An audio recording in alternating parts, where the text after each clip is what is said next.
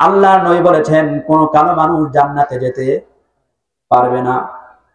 একজন কালো মানুষ বেজার হয়ে গিয়েছে, আল্লাহ নবী জবান দিয়ে বলেছেন কোন কালো মানুষ জান্নাতে যাবে না। আল্লাহ নবী যেহেতু বলেছেন তাহলে তো আমার উপায় না। নবী বলেছেন জান্নাতে যাবে না কালো মানুষ, তাহলে কেমনে জান্নাতে যাব? আল্লাহ নবী বলেছেন ও সাহাবী কেঁদো না, আসলে তুমি যখন জান্নাতে যাবে, জান্নাতে যাওয়ার সময় তুমি কালো থাকবে না, আল্লাহ পাক তোমাকে সুন্দর সুষ্টি বানিয়ে আল্লাহর জান্নাতে প্রবেশ করাবে। আল্লাহ পাক বলছেন উদখুলুল জান্নাতা আনতুম ওয়া আসওয়াজুকুম তুহবারুন। হে আমার বান্দারা, তোমরা জান্নাতে প্রবেশ করো, তোমাদের স্ত্রীদের সাথে নিয়ে তোমরা আমি আল্লাহর জান্নাতে প্রবেশ করো। বলুন সুবহানাল্লাহ। হযরত আদম আলাইহিস সালাম লম্বা কত গজ জানেন? সহিহ বুখারীর বর্ণনা আছে 60 যিরাআন। হযরত আদম আলাইহিস সালাম 60 গজ লম্বা, অর্থাৎ 120 হাত লম্বা। সুবহানাল্লাহ কইতেন না? আমাদের আদি পিতা হযরত আদম আলাইহিস সালাম 120 হাত লম্বা। এই হাদিসের মধ্যে আল্লাহ নবী বলেছেন যে জান্নাতি বান্দারা, সমস্ত জান্নাতি বান্দাদের উচ্চতা হবে হযরত আদমের সমান। আমাদের আদি পিতার সমান উচ্চতা লম্বা হবে। প্রত্যেক জান্নাতি 120 হাত লম্বা হবে। শুধু তাই নয়, এই জান্নাতীরা জান্নাতে যাওয়ার আগে আবে হায়াতের পানি দিয়ে গোসল করানো হবে। এই পানি দিয়ে যখন বান্দা গোসল করবে, গোসল করার সঙ্গে সঙ্গে তার ভিতরে কয়েকটা পরিবর্তন চলে আসবে। কোন পৃথিবীর কোন খাটো মানুষ আর খাটো থাকবে না। সেই পানিতে গোসল করার সঙ্গে সঙ্গে সকল জান্নাতি বান্দারা 120 হাত লম্বা হয়ে যাবে। শুধু তাই নয়, চেহারা কালো থাকবে না, গায়ের কালারের মধ্যে পরিবর্তন চলে আসবে। সমস্ত জান্নাতীরা আবে হায়াতের পানি দিয়া গোসল করার সঙ্গে সঙ্গে সমস্ত জান্নাতীরা হযরত ইউসুফ আলাইহিস সালামের মতো সুন্দর হয়ে যাবে। বলুন সুবহানাল্লাহ। হযরত ইউসুফ আলাইহিস সালাম কত সুন্দর, ইউসুফের সৌন্দর্যে পাগল হয়ে মিশরের রমণীরা বেহুশ হয়ে জমিনে পড়ে গিয়েছিল। মিশরের বড় বড় প্রেসিডেন্টের কন্যারা, স্ত্রীরা ইউসুফকে দেখার সঙ্গে সঙ্গে তাদের জ্ঞান হারিয়ে ফেলেছিল। আপেলের পরিবর্তে হাত কেটে ফেলেছিল, কোনো খবর ছিল না। জান্নাতীরা এরকম সুন্দর হবে। সুবহানাল্লাহ কইতেন না? ওয়াজ কি খারাপ লাগছে? কণ্ঠ সুন্দর হবে। কণ্ঠ আল্লাহর নিয়ামত। কণ্ঠ কি? কণ্ঠ আল্লাহর নিয়ামত। এই কণ্ঠের কারণে আল্লাহ রাব্বুল আলামিন অনেক বান্দাকে পুরস্কৃত করেন, সম্মানিত করেন, সম্মানের আসনে তাকে বসান, অনেক টাকা পয়সা হাদিয়া দান করেন। সুতরাং কণ্ঠের দাম আছে।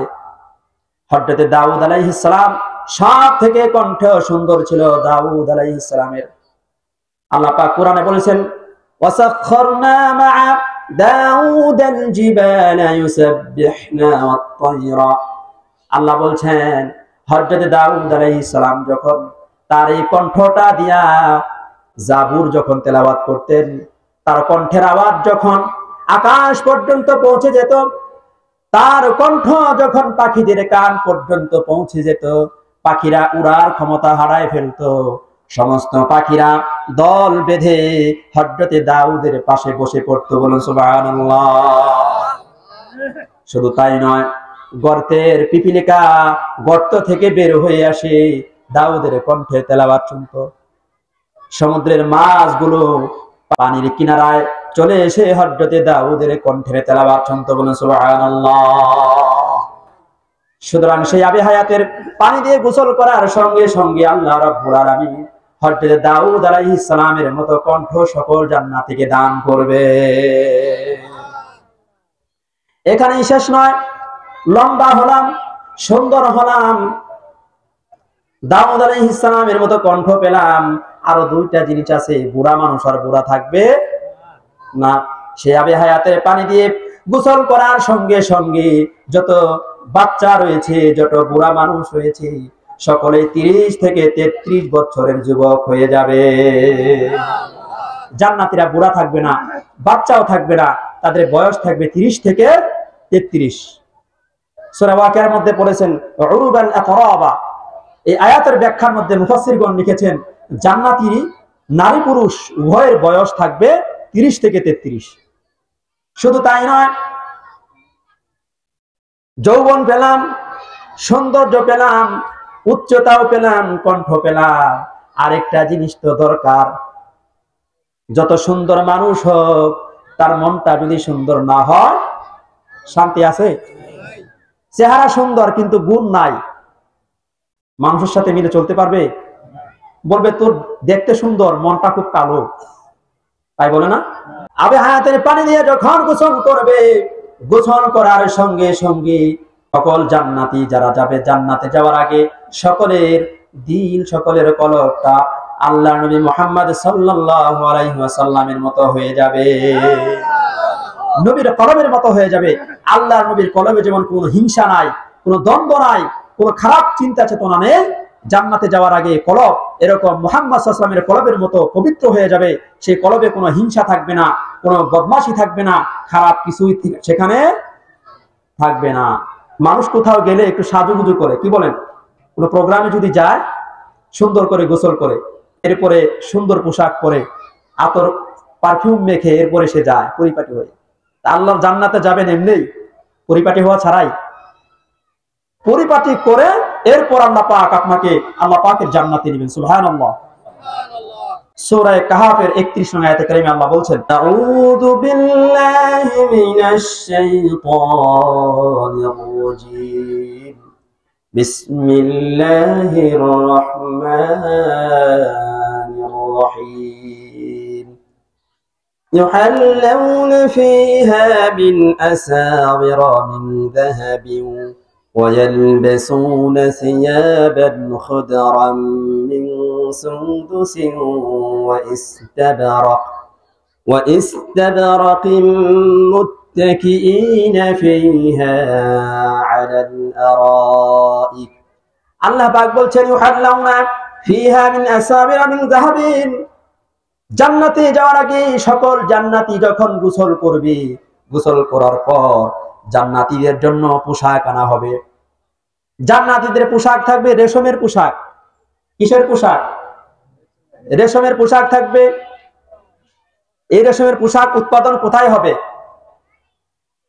কোরআনে কারিমে সূরা রাদের মধ্যে আল্লাহ বলেছেন, মুমিনদের প্রশংসা করে বলেছেন, এই মুমিন বান্দাদের জন্য, ঈমানদার বান্দাদের জন্য থাকবে তুবা, তুবা বৃক্ষ।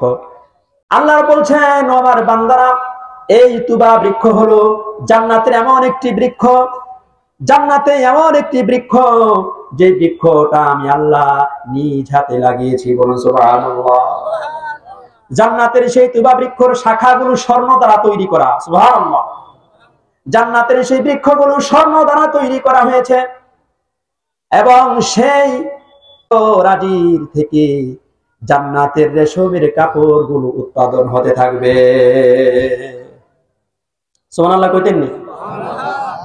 জান্নাতের সেই তুবা বৃক্ষের স্বর্ণের তৈরি যে বৃক্ষ ডালপালা, সেখান থেকেই আল্লাহ পাক রেশমের কাপড়গুলো উৎপাদন করবে। শুধু তাই নয়, দক্ষিণা বাতাস যখন সেই গাছের মধ্যে এসে লাগবে, দক্ষিণা বাতাসগুলো যখন সেই তুবা বৃক্ষের উপরে এসে পড়বে, তুবা বৃক্ষের পাতাগুলো ছোট ছোট, তেঁতুল গাছের পাতার মতো, সেই দক্ষিণা বাতাস সেই পাতার মধ্যে লাগার কারণে পাতায় পাতায় ঘর্ষণ লাগবে এবং সেই ঘর্ষণ থেকে উন্নত মানের মিউজিক্যাল সাউন্ড গুলো জান্নাতীরা শুনতে পারবে। দুনিয়ার গান বাজনার সাউন্ড আর কিরকম, উন্নত মানের সেই মিউজিক সিস্টেম, মিউজিক সাউন্ড সেই পাতায় ঘষার কারণে সেখান থেকে জান্নাতীরা শুনতে পাবে। সুতরাং সেই রেশমের কাপড়গুলো জান্নাতীদের সামনে আনা হবে। আল্লাহ বলছেন, ইউহাল্লাউনা ফীহা মিন আসাবিরা মিন যাহাব, আল্লাহ বলছেন জান্নাতি বান্দাদেরকে স্বর্ণের পোশাক পরানো হবে, স্বর্ণের এমব্রয়ডারি করা। আমাদের জামাগুলো সুতার এমব্রয়ডারি, সুতার সেলাই করা, সুতার কারুকার্য দ্বারা সাজানো হয়েছে, কিন্তু জান্নাতের রেশমের সেই কাপড়গুলো কি আল্লাহ পাক সেই স্বর্ণের সুতা দিয়া আল্লাহ পাক সেলাই করবেন, কারুকার্য করবে। স্বর্ণের এমব্রয়ডারি করা রেশমের কাপড় জান্নাতীরা পরবে। সিয়াবান খুদরান, সবুজ কালারের রেশমের তৈরি স্বর্ণের এমব্রয়ডারি করা ড্রেস জান্নাতীদেরকে পরানো হবে।